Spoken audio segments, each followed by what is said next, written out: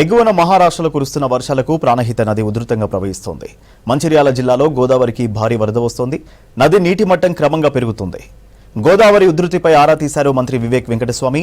మంచిర్యాల జిల్లా కలెక్టర్కు ఫోన్ చేసి మాట్లాడారు. పరిస్థితి ఎలా ఉందో కనుక్కున్నారు. ఎప్పటికప్పుడు వరద ప్రవాహాన్ని పరిశీలించాలని ఆదేశించారు. రెవెన్యూ, పోలీసులు, వివిధ శాఖ అధికారులు అప్రమత్తంగా ఉండాలన్నారు. ఏదైనా అత్యవసర పరిస్థితి వస్తే తనకు ఫోన్ చేయాలని చెప్పారు.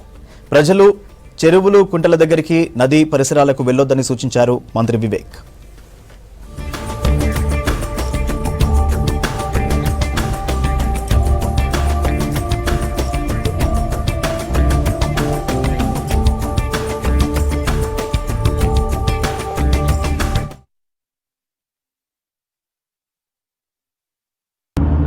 మహారాష్ట్రలో ప్రాణహిత నుంచి ఎక్కువ నీళ్లు వదలడం వలన మన చెన్నూరు నియోజకవర్గంలో ఆల్గాం, అన్నారం ఇలాంటి గ్రామాలు, అర్జున్గుట్ట ఇలాంటి గ్రామాలన్నీ కూడా కొంచెం ఫ్లడింగ్ రావడం జరిగింది.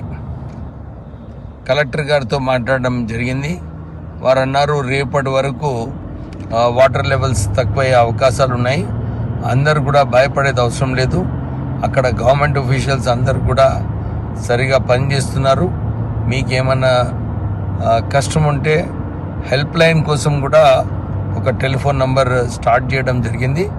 అందరు కూడా కొద్దిగా జాగ్రత్తగా ఉండాలని చెప్పి కోరుతున్నాను.